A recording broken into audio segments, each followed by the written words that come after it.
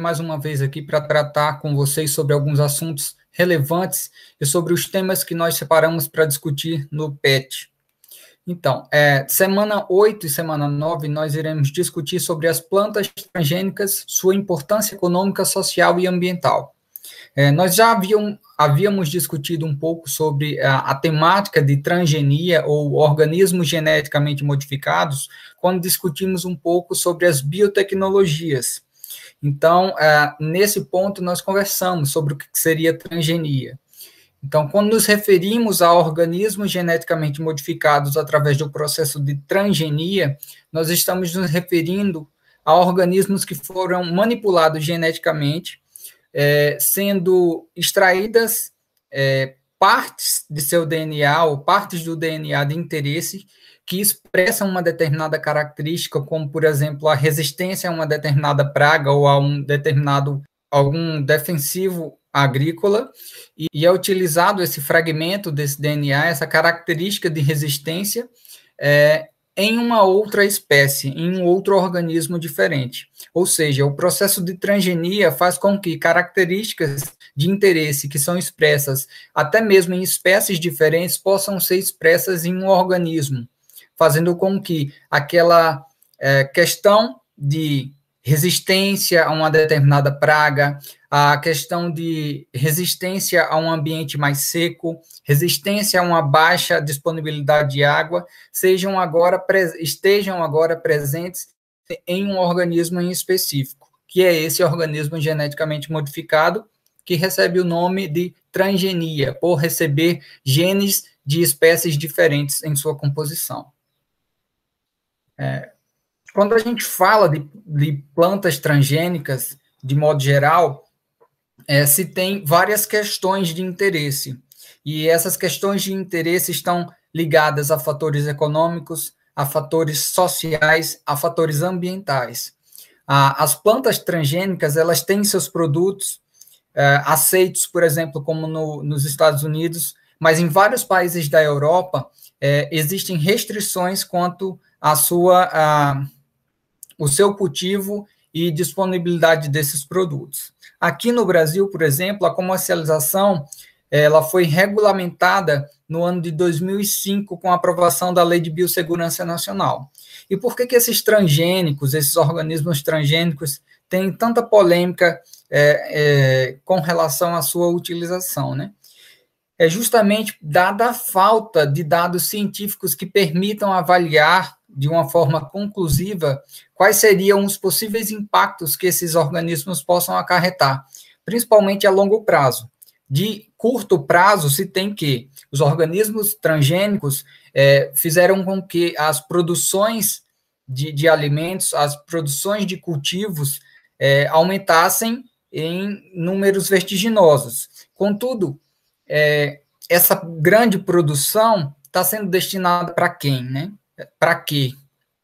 E quais os impactos que o fato de se estar produzindo essas grandes culturas em monocultura, ou seja, cultivar grandes áreas com apenas um tipo de vegetal, e ainda mais esse vegetal apresentar ser um representante transgênico. Então, quais seriam os impactos ambientais atrelados a esse cultivo e quais seriam os impactos sociais? Econômicos, a gente já sabe que os transgênicos possibilitam uma maior quantidade de cultivares e, dessa forma, uma maior arrecadação econômica.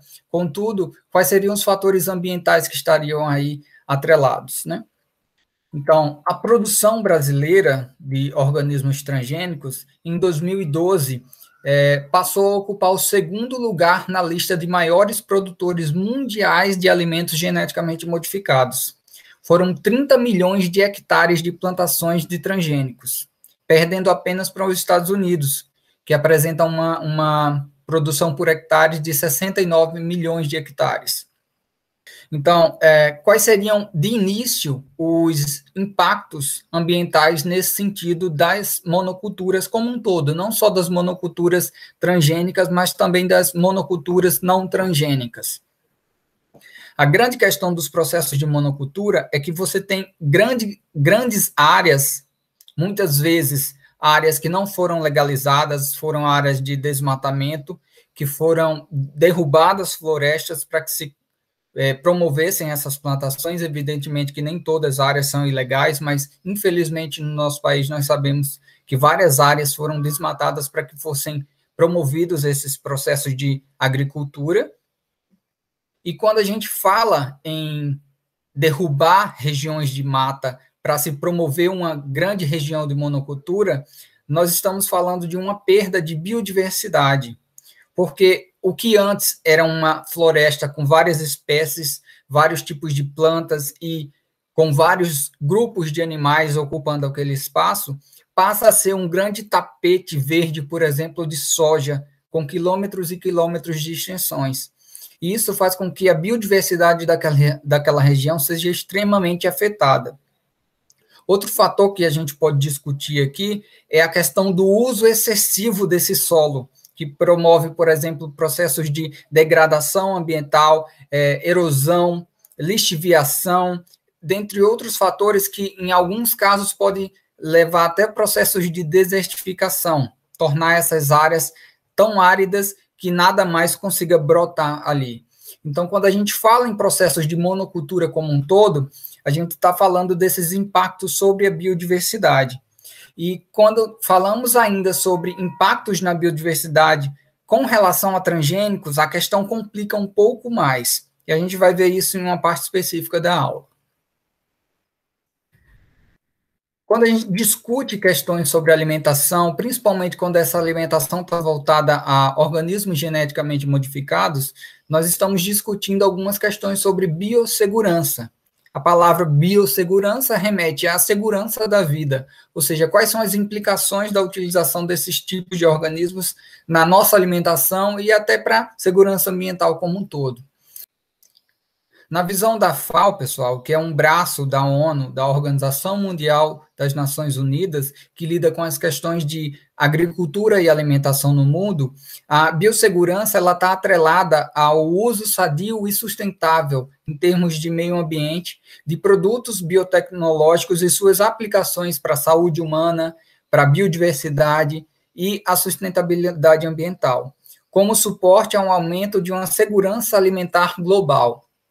Essa questão de segurança alimentar a gente vai discutir na próxima aula, mas resumidamente aqui, quando a gente trata de segurança alimentar, a gente não está discutindo apenas a questão daquele alimento ser sadio, mas a gente está discutindo questões, por exemplo, de quantidade, qualidade desse alimento e disponibilidade com frequências desse alimento para todas as populações.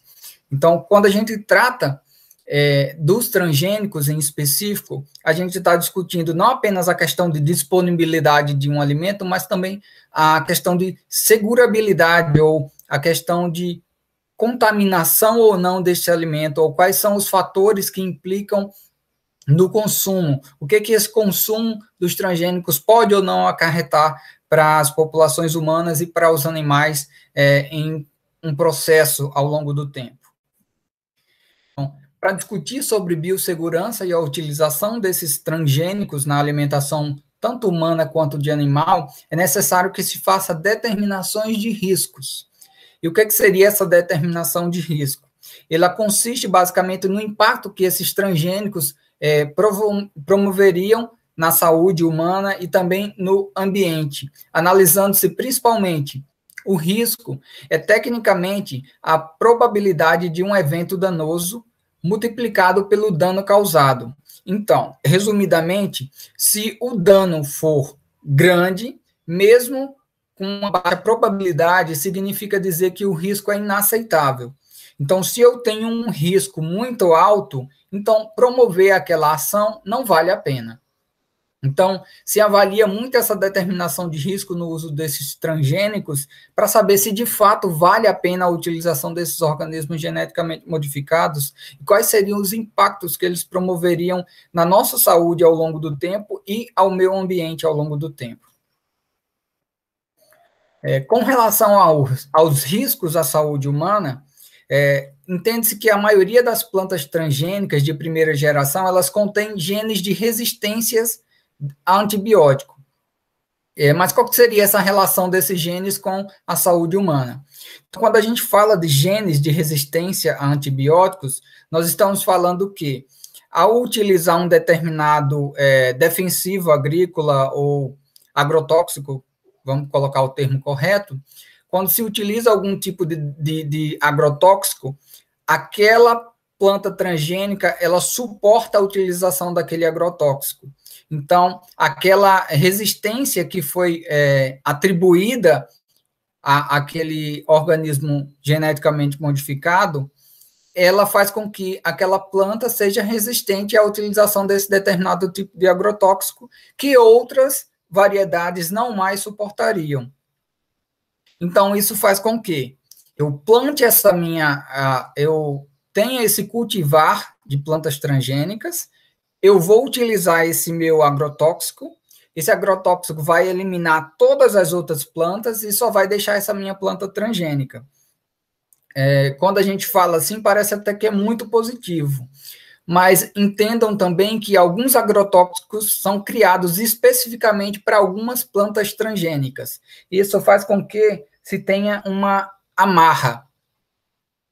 Então, a maioria dos agricultores que querem produzir soja, por exemplo, vão ter que optar por aquela planta transgênica em específico que, por coincidência, apresenta um agrotóxico em específico. E mais coincidência ainda é que a produção daquele agrotóxico em específico é dada pela mesma empresa que produz aquela semente em específico. Então, o que isso acarreta? Acarreta dizer que as pessoas ficarão amarradas a ter um tipo só de organismo ou um tipo só de cultivar. E todo o lucro gerado nesse sentido, quanto à venda da semente, quanto à utilização desse agrotóxico, vai para as mãos de uma empresa só. E isso não é coincidência, né? Então, quando a gente fala de transferência horizontal, a gente está falando desses genes de resistência a antibióticos inseridos em plantas transgênicas que podem ser transferidos para bactérias humanas, por exemplo. Então, se eu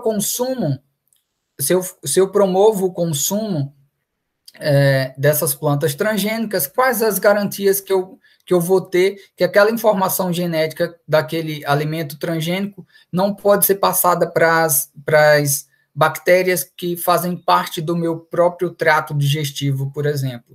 E uma vez passando esse gene de resistência, através do processo de transferência horizontal, eu vou estar conferindo resistência a essas bactérias presentes no meu organismo, e isso faz com que, ao ficar doente e ao tentar utilizar um determinado medicamento, esse antibiótico não vai ser tão mais eficiente quanto era antes.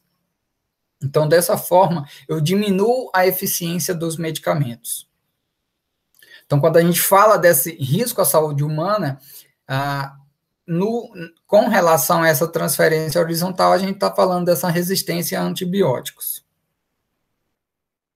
Ainda tratando sobre riscos à saúde humana, existem várias alegações que dizem respeito a processos de alergia ou intolerância a determinados tipos de alimentos transgênicos. Então, essas alergias, elas são causadas por uma hipersensibilidade a determinados compostos contidos nesse alimento, e os processos de intolerância são alterações fisiológicas com relação diretas no funcionamento inadequado do metabolismo humano. Então, eu posso ter processos alérgicos, por exemplo, tão severos que fecham a glote, você pode ter uma asfixia, que você pode ter um choque anafilático e ocasionar a morte, não necessariamente correlacionando diretamente para os transgênicos, mas a questão de alimentos ou alergias são questões muito sérias e que devem ser exploradas de uma forma mais eficiente. E essa exploração só é dada com o estudo. Então, até que ponto determinados alimentos transgênicos podem ou não levar ou direcionar a desenvolvimento de processos alérgicos ou de intolerância alimentar. Então, essas são questões que devem ser levadas em consideração ao se tentar propor a utilização de uma determinada nova espécie de transgênico, por exemplo. Então, com relação aos riscos ao meio ambiente, nós nos referimos à questão justamente da biodiversidade que está sendo ameaçada. Ela decorre principalmente através dos potenciais de transferência dessas informações genéticas, através do grão de pólen, por exemplo, de uma espécie para outra. Como eu falei, não tem como controlar a dispersão ou o processo de polinização, por exemplo, de um cultivar de transgênico, eu impedir que as abelhas que polinizam aquela área polinizem especificamente plantas transgênicas e outras plantas não. Então, uma vez fazendo esse processo de reprodução, eu vou estar fazendo com que as informações genéticas dessas plantas transgênicas afetem as sementes não transgênicas, ou a variabilidade das sementes crioulas, por exemplo. Quando eu falo em sementes crioulas, eu estou falando das sementes nativas, da variedade de sementes que existem sobre diferentes tipos de planta, como, por exemplo, batata, por exemplo, a gente sabe que existem vários tipos de batatas, batata inglesa, batata doce branca, batata doce vermelha, existe batatas baroa, existe diferentes variedades de batatas. Então, quando eu promovo a utilização de uma batata transgênica, por exemplo, no ambiente, eu estou fazendo com que essa planta fique lá dispersa no ambiente, eu não sei quem ou como vai ser o processo de polinização dessa planta, mas eu não tenho como controlar, por exemplo, que uma abelha abelha ou qualquer outro inseto que faça a polinização lá dele, vá e polinize a minha planta não transgênica, por exemplo. Então, isso é um processo extremamente complicado de se controlar. Então, o deslocamento ou eliminação de espécies não domésticas, a exposição de espécies a novos patógenos ou agentes tóxicos, a poluição genética, a erosão da diversidade genética e interrupção da reciclagem de nutrientes e energia. Então, quando eu falo do risco ao meio ambiente da utilização de produtos transgênicos, eu estou falando principalmente desse impacto à biodiversidade, não só pela questão da monocultura, que, sendo transgênica ou não, já traz grandes impactos negativos ao meio ambiente, mas também por essa questão de variabilidade genética afetada, uma vez que é extremamente complicado controlar os processos de polinização e reprodução cruzada entre essas plantas. Então, não se sabe de fato ainda quais são os reais impactos dos produtos transgênicos no meio ambiente, porque são impactos que têm de ser avaliados a longo prazo. Então, por isso, talvez não seja tão relevante a utilização de produtos transgênicos de uma forma indiscriminada. Ainda sobre a utilização, ou mais especificamente sobre o consumo de produtos transgênicos, no nosso país existe um decreto presidencial publicado em 2004 que regulamenta a comercialização de produtos transgênicos, que garante maior informação para os consumidores sobre a presença desses organismos geneticamente modificados naquele alimento de origem animal ou não, ou vegetal. Então, de acordo com esse decreto, qualquer alimento que deriva de um organismo geneticamente modificado que tenha acima de 1% de transgênicos, ele deve ter na rotulagem essa informação aqui ao lado da imagem. Esse alimento contém transgênicos. Antes desse decreto, só alimentos acima de 4% que tinham a obrigatoriedade de se ter essa informação contida na embalagem. Algum tempo atrás aí, tentaram retirar essas informações, tentaram impedir que as pessoas tivessem essa informação de que esse alimento ou o alimento que está prestes a ser consumido tem ou não transgênico. Isso retira do consumidor o direito de saber o que ele quer ou não consumir. Então, eu tenho o direito, como consumidor, de consumir ou não produtos transgênicos. Tratando ainda sobre esses aspectos de direitos do consumidor, tem uma relação muito interligada entre a bioética e a percepção do público sobre a utilização desses alimentos transgênicos. A aceitação do público é extremamente importante para que esses produtos entrem ou não no mercado. Essa aceitação pública, ela está ligada diretamente a quais os benefícios da utilização desses organismos geneticamente modificados? Eles vão ser, de fato, úteis ou não? Então, essa percepção, ela depende muito sobre quais os riscos e quais esses benefícios dessas novas tecnologias, quais são os valores sociais, da confiança das instituições que representam esses alimentos e das fontes de informações. Então, por isso é importante que as fontes de pesquisas, como as universidades, os institutos, estejam trabalhando efetivamente para tornar essas informações claras e disponíveis para a população como um todo. Quais seriam esses impactos ou não, se existe uma forma mais segura ou não de utilização desses organismos, porque, de fato, é um direito do consumidor ter essas informações para poder opinar e optar. Então, os consumidores, dessa forma, eles devem ter suas opiniões levadas em consideração, eles devem ter livre escolha sobre os produtos que eles desejam ou não consumir. Já cabe às indústrias e à parte dos cientistas mudar a atitude em relação à posição de considerar as apreensões dos consumidores como sendo irracionais ou sem fundamentos. É necessário que se torne claro para que, de fato, as pessoas possam opinar sobre a utilização. Então, os transgênicos, é fato que eles já fazem parte da nossa realidade enquanto alimento. A gente pode encontrar ele facilmente em uma pesquisa simples na nossa despensa. Se você abrir o seu armário agora, com certeza você vai encontrar algum alimento transgênico, olhando a rotulagem, principalmente derivado de milho, derivado da soja. Então, a gente tem aí o milho, a canjiquinha, a gente tem o óleo. Se você observar as embalagens, vai acabar se deparando com essa etiqueta do T de transgênico. Então, é fato que esses organismos geneticamente modificados transgênicos já fazem parte da nossa dieta, né? Assim como também é fato que só através de estudos a longo prazo nós poderemos perceber quais seriam esses impactos dessa nova realidade alimentar. Quais seriam os impactos positivos e os impactos negativos? E se de fato vale a pena ou não a utilização desses organismos na nossa alimentação e na alimentação dos animais, que acabam sendo consumidos por nós também. Então, para dar continuidade às discussões sobre transgênicos, seguem aqui alguns canais de informação. Tem o canal do professor Guilherme Goulart, que é muito interessante, é um professor excelente de biologia, ele também tem uma aula sobre esses organismos geneticamente modificados. Tem o canal Instante Biotech, o canal Luma Vergara e o canal do Dr. Francisco Vinícius. Todos eles vão abordar essas questões sobre transgênicos de diferentes pontos.